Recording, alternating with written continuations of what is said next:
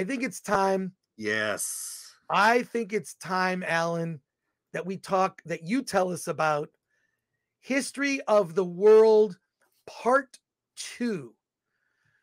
Alan, what Yeah. are your thoughts? What are my thoughts? Okay, let's talk about History of the World Part 2. If you've seen the first one, I would say that this is a fairly good representation of what that first one was. And Mel Brooks is in it in a way. You hear his voice a lot.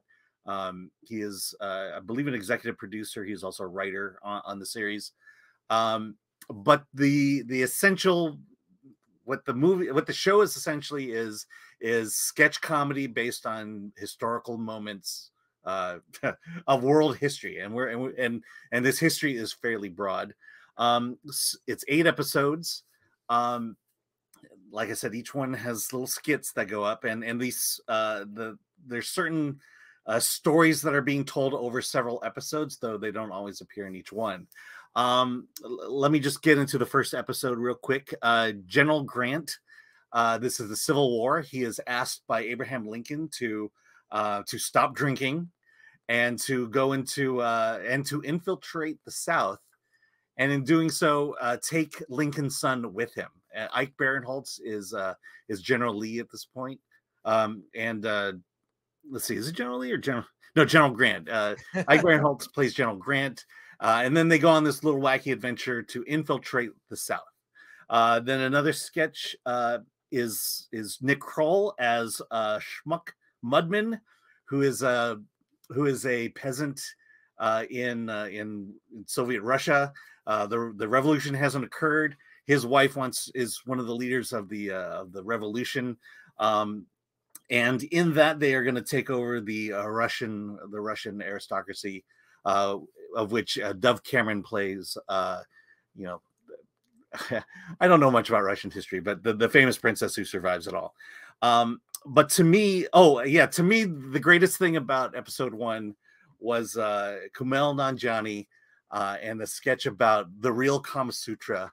And in this little sketch, it's Kumail plays the author of the Kama Sutra, but he calls it the Kama Sutra because in this he pairs sex positions with the right soup to drink with it.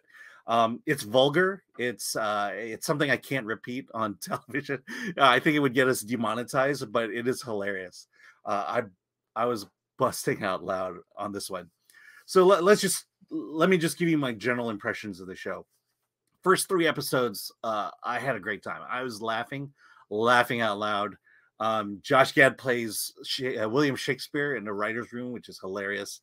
8 episodes. I laughed out loud in the first 3 episodes, and from there, it just kind of petered out until you finally got to the end. There were certainly good moments here and there, but I think they were wise in putting all the good stuff up front and front load it that way, and you'll just kind of go through it. I'm not sure that people are gonna make it to the end, but I think I would definitely say those first 3 episodes are must watch television.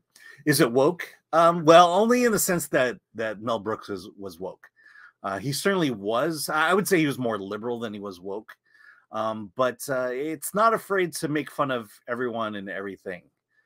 Clearly they're going to take a liberal standpoint with it, which you kind of expect. But I don't think there's anything really in this series that is going to insult you unless it was meant to insult you. And this is very Mel Brooks humor. If you're a fan of Mad TV, The State, it's almost like watching a reunion of those 2 groups with a few SNL people showing up once in a while. So I would say, it's hit or miss, but I think I would definitely say the first 3 episodes definitely worth watching. Would you say it's like more hit than miss? I would say that. I would say that the stuff that isn't laugh out loud is not horrible, is not groaning. You're not going to groan at just how bad it is.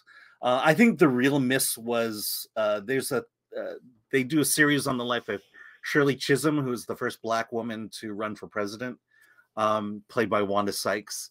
and what it tries to be is a takeoff on the Jeffersons and Good Times. It's shot like, you know, those late 70s, early 80s comedies, and you know, it's just, you know, I just feel like it kind of fell flat. You know, that was to me the only real thing that stood out to me as, well, okay, this is not working. And unfortunately, this is a thread that goes throughout all 8 episodes. Now, is it it's on Disney Plus or Hulu or both? What'd you say? Okay, so I know for sure it's on Disney Plus. I believe it's on Hulu as well. Okay. So Disney is spreading it on both streaming platforms.